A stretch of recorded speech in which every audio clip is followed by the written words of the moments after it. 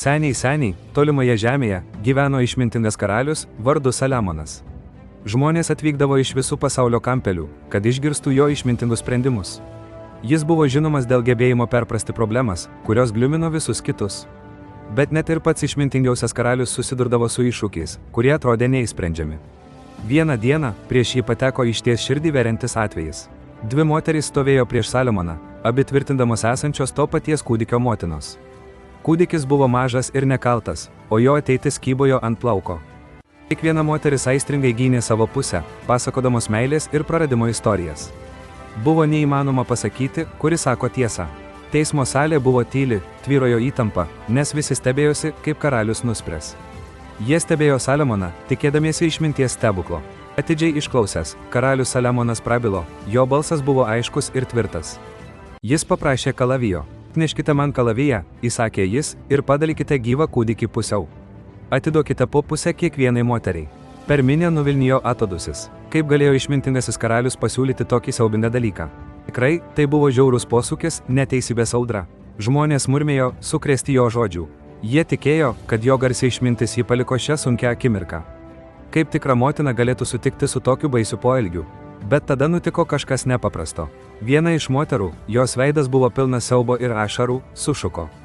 Ne, mano valdove, prašau, ji maldavo, jos balsas drebėjo. Nepakenkite vaikui, atiduokite jai kūdikį, tik leiskite vaikui gyventi. Jos meilė kūdikiui buvo tokia stipri, kad ji mieliau atiduotų jį visiškai, nei matytų jį sužeistą.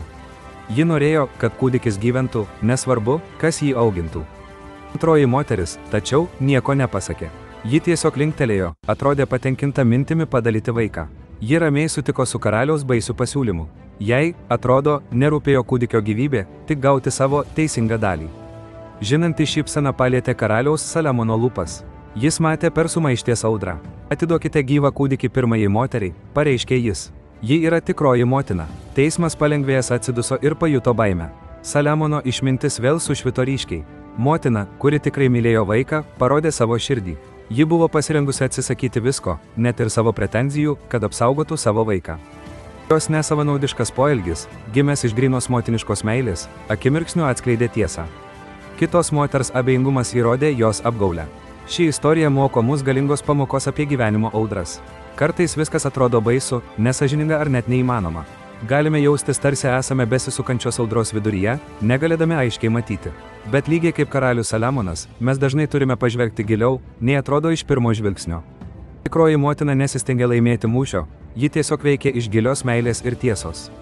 Ir tą akimirką sumaišties audra įsisklaidė ir pasirodė tiesos saulė.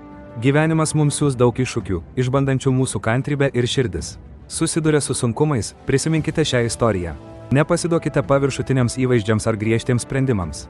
Kartais kelias į tai, kad vėl rastume saulę, eina per tikros rūpestingumo, pasiaukojimo ir tvirto įsipareigojimo daryti tai, kas teisinga, veiksmus. Išgyvenkite savo audrą su tikra širdimi ir visada rasite kelią į šviesą. Prenumeruokite Lithuanian Repo, kad gautumėte daugiau legendinių istorijų, kurios moko mus amžinų tiesų.